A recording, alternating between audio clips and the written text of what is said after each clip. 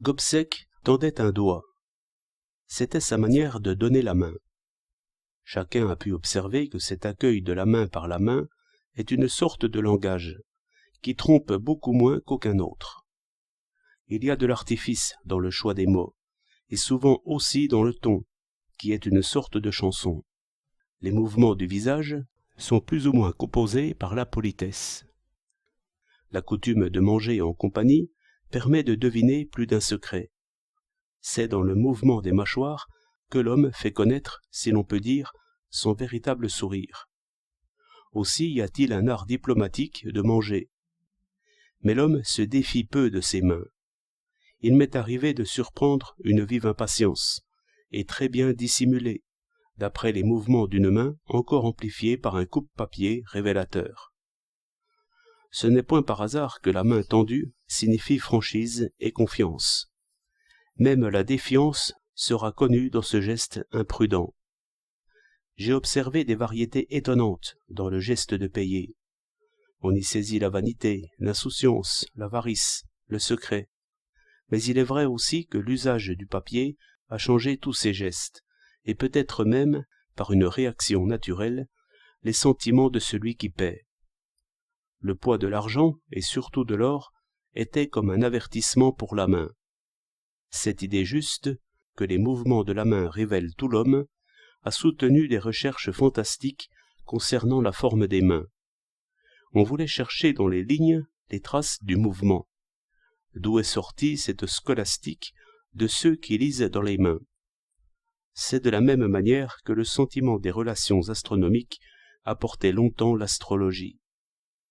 Si l'on fixait un stylet enregistreur sur la main d'un homme, l'épaisseur du trait, les déviations, les tremblements et les crochets dessineraient les orages intérieurs et les moindres vicissitudes de l'équilibre vivant et pensant.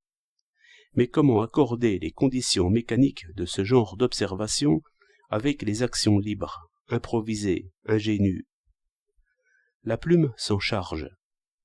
L'homme qui écrit toute sa nature. Il suit le modèle commun, mais il a sa manière propre de le suivre. L'idée de lire un caractère dans une écriture est donc une idée juste. La ligne signifie ce qu'on veut écrire.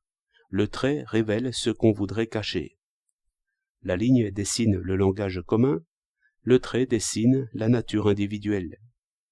La volonté modifie la ligne, mais elle ne peut modifier le trait sans une longue préparation, qui change alors l'homme. L'imagination plus ou moins disciplinée, qui est le poids du corps sur la pensée, s'exprime donc par ces incidents de la ligne, qui font le trait.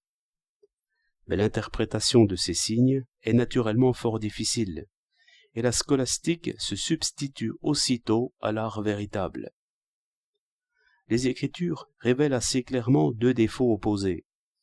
La ligne sans incident indique une pensée abstraite, ordinairement séparée de la nature corporelle, non troublée, mais non réglante, comme il arrive en ceux qui n'ont point de culture véritable. Au contraire, le trait rompant la ligne révèle toujours une certaine intempérance, plus ou moins disciplinée, enfin, une richesse et une force qui ne se possèdent pas toutes. L'intelligence artiste est certainement entre les deux, comme la danse est entre l'immobilité et la convulsion. Ici sont écrites les épreuves du sage et ses victoires. C'est là qu'on voit bien si l'ornement est pris dans la masse, comme les seins de pierre, ou moulé abstraitement, comme les seins de plâtre.